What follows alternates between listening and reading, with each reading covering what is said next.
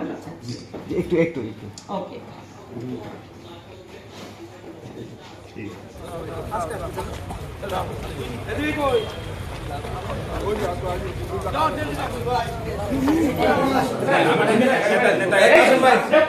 আমার রুমে চিল্লাচিল্লি করবেন না।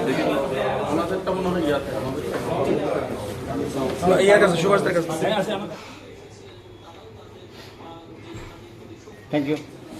আমি অলওয়েজ আছি।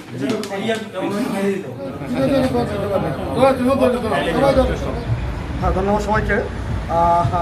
সারা বাংলাদেশের আমাদের জেলা বিএনপি আজকে আগামী দিনের 12ই ফেব্রুয়ারি নির্বাচনের সামনে রেখে আমাদের প্রিয় নেতা অ্যাডভোকেট দীপেন্দ্র মানের নমিশনপুর আমরা সকলে মিলে আজকে সংগ্রহ করেছি।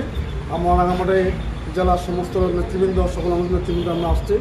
এটাই যে দীর্ঘদিন আসলে আগে যে বক্তারা বললেন নমিশনপুর সংগ্রহ করার মতো পরিবেশ ছিল না। আজকে তো খোলা মনে খোলা পরিবেশে আমরা আসছি সকলে মিলে।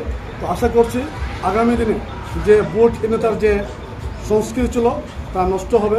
14 নির্বাচন গিয়েছে, 18 নির্বাচন গিয়েছে, 24।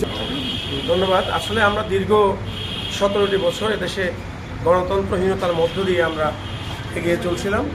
যাই হোক, একটি পরিবর্তিত পরিস্থিতিতে এদেশের আপামর জনগণ একটি উৎসবমুখর পরিবেশে নির্বাচন অনুষ্ঠিত হোক এটা প্রত্যাশা করছে, কিন্তু এর বিরুদ্ধে ষড়যন্ত্র চলছে অব্যাহতভাবে।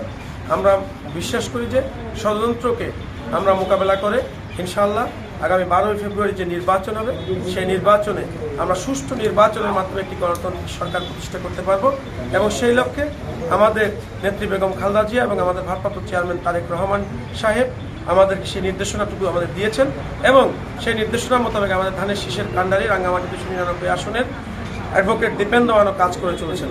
আমরা ওনার পক্ষ থেকে আজকে এই মনোনয়নপত্র গ্রহণ করেছি এবং আমরা চাই এই পার্বত্য অঞ্চলের পাহাড়ি বাঙালি সকল জনসমষ্টি নির্বিশেষে সকলের সমর্থন নিয়ে আমাদের নেতা জনাব অ্যাডভোকেট দীপেন্দ্র মান উনি নির্বাচিত হবেন, জনগণ ওনাকে রায় প্রদান করবেন, এই প্রত্যাশা আমরা বিএনপির পক্ষ থেকে করছি।